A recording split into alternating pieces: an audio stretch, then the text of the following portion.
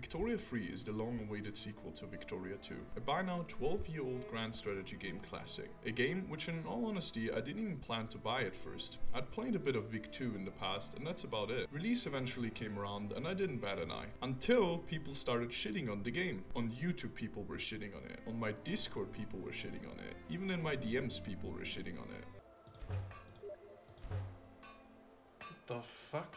So eventually I got curious. Who wouldn't? There was no way in hell they'd fuck up the game's release on this one, right? Not after the whole Imperator controversy, right? Right? Wrong. Apparently, it was bad. People had been waiting for this for over 10 years, so how bad could it really be? However bad you think it is, sadly, it's worse. The best way to describe it would probably be... When I first booted up the game, it looked fairly promising. I was going to give this game an honest-to-God and unbiased shot. So I skipped the tutorial and jumped straight in. It took me a bit to figure out the game's mechanics and such, but after a couple of hours of fooling around, I'd say I had a decent enough grasp of how things were supposed to work. Whenever you experience a game for the first time, there's a thing called the honeymoon phase. It's that time period in which you're fully immersed and really enjoy a game. Sometimes people tend to love games so much, they're essentially blinded to all the crap that lies beneath the surface. At least in the beginning. For me, this phase lasted a whole 2 hours. Once you get past the game's basics, it's a straight spiral downwards. I tried convincing myself that the game's mechanics were deep at their core, while in reality, there's just a giant ocean of nothing coded in. The UI, if you can even call it that, is the downmost abhorrent shit I've ever seen in my life. Depending on your monitor size, it's either overscaled with large buttons all over the place or unreadably tiny. Most of the time, the amount of information on screen is so limited, you're forced to constantly swap from one window to another. Worst of all, it provides you with nothing. Nothing.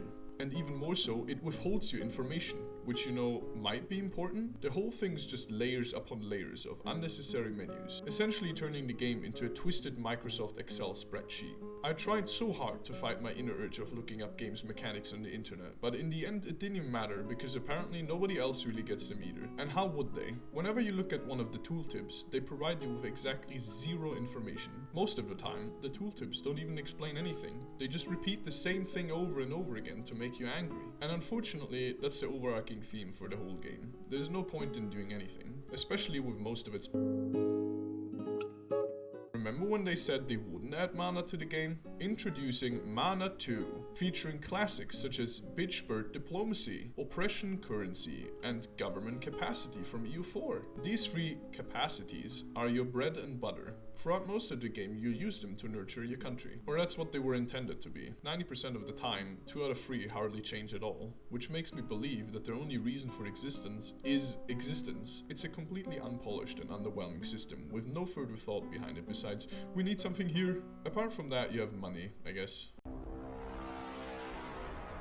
The game's political system hardly matters. Few of the laws you can change affect your gameplay in a positive manner, so you can just forget they exist entirely. Power of your interest groups fluctuates almost at random, resulting in hardly any influence on your decision making at all. Wanna get rid of the church? They won't stand in your way. You can't interact with any of them, that's for sure. But you know what you can interact with? And boy is it fun to do so. The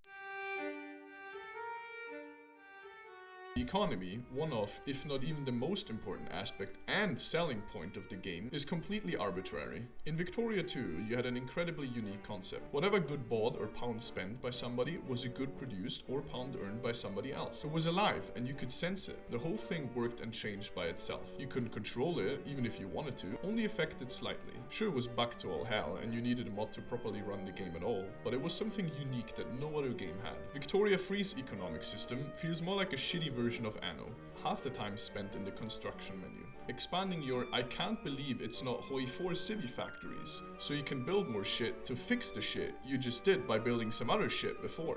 It's all just a pile of poop. Or you built too many railways? Well, looks like you don't have enough engines for them, because you didn't build enough steel mills, and your other steel mills aren't working well enough, because the Ottoman AI keeps stealing all your iron so it can fuel its army with Napoleonic cannons for the 69th Turco-Egyptian War over Crete. Also, your people aren't qualified enough to assemble cans in your food factories, so now everyone's starving. Speaking of which, in classic Paradox fashion,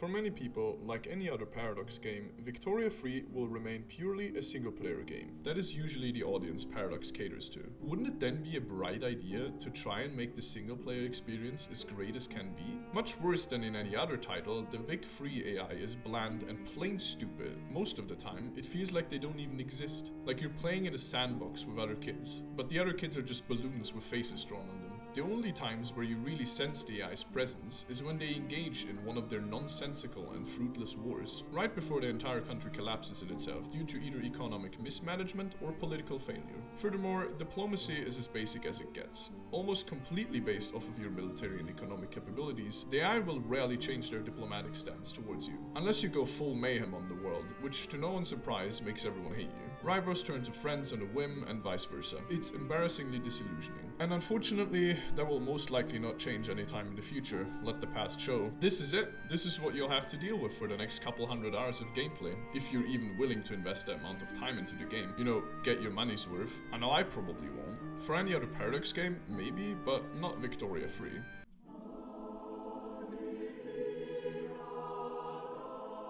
Victoria 3 is a bland and unpolished excuse for a game release. Sure, it has potential, I'm not denying that, and of course it will get better over the next few patches, but it begs the question everyone's been asking: why?